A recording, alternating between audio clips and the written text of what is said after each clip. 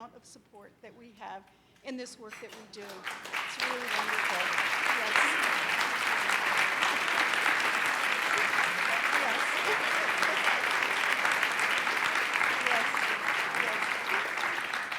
Yes. We are a team and we're a network.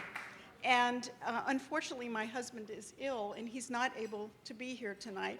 He's perhaps the most important person because it was actually his vision, his generosity, and his success as a person in the financial markets. And not only that, but his early conviction that empowering women, having women have equal rights throughout the globe is critical and important to the functioning of our world and our society. Thank you.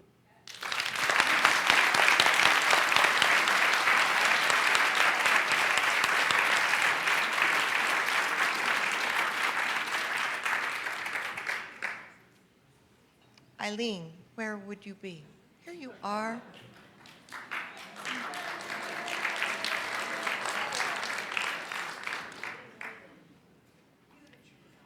As a trailblazer in the field of information technology, Eileen Lang was always concerned with opportunities for women's advancement in the business world.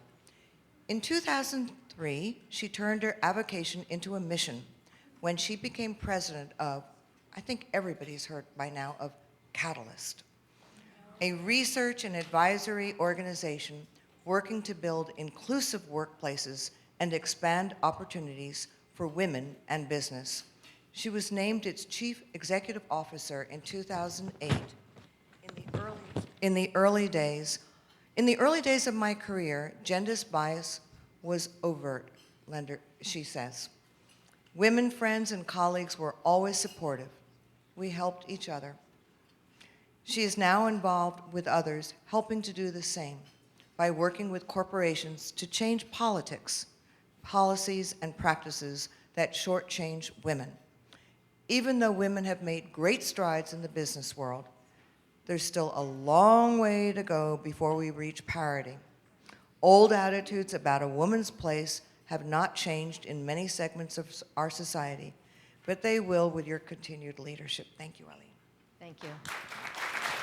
Thank you. Thank you. Catalyst was founded in 1962, and we have continued on the premise that until women are represented with parity in the agenda setting and decision-making roles in our economy, the rest of our interests will be marginalized in every other area. We have done some incredible studies that show that when there are more women in business leadership, in corporate leadership, on boards of directors, companies, on average, are financially more successful. And yet, we still lag. We're stagnating. It's 15, 16, 17%, and it has been for a number of years. Sometimes I take it personally because the numbers haven't moved that much since I've been at Catalyst. That said, I think we all have to redouble our efforts to make sure that more women get more opportunities to be in leadership where they can show what they can do. So I want to thank everyone who is responsible for this. Thank you, Janice, for nominating me. Thank you to friends who are here. I want to thank my family. They've put up with a lot. And my husband's here. My children are off celebrating Mother's Day this weekend together somewhere else because I will be with my 92-year-old mother who has inspired me to work hard and to lead. Thank you.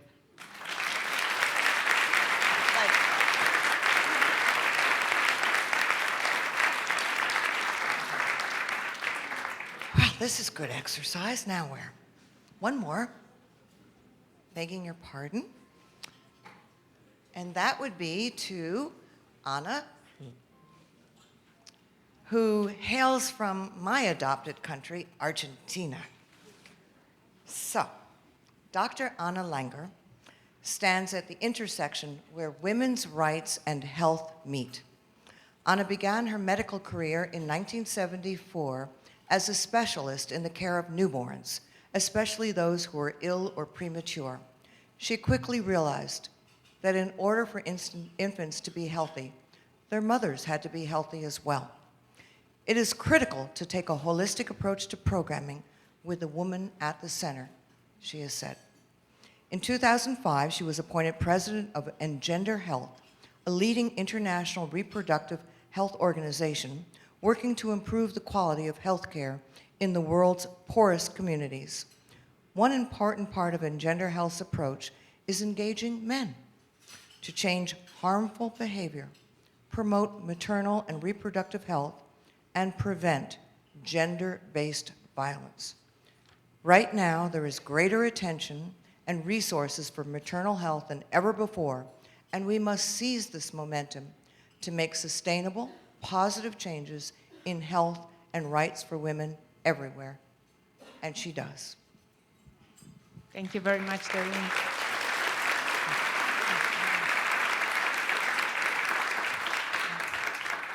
Thank you, everyone, for being here tonight, and thank you to Women's E-News for this wonderful recognition. I really very much appreciate it. As Doreen correctly said, my organization works on the improvement of reproductive health in some of the world's poorest communities, and we focus many of our efforts on maternal health. Maternal health is what has to do with the health of women during pregnancy and childbirth. I wonder how many of you in this room knows a young woman, maybe a neighbor, a friend, a daughter, a granddaughter, who has had a very serious complication during pregnancy and delivery and has died as a consequence of that.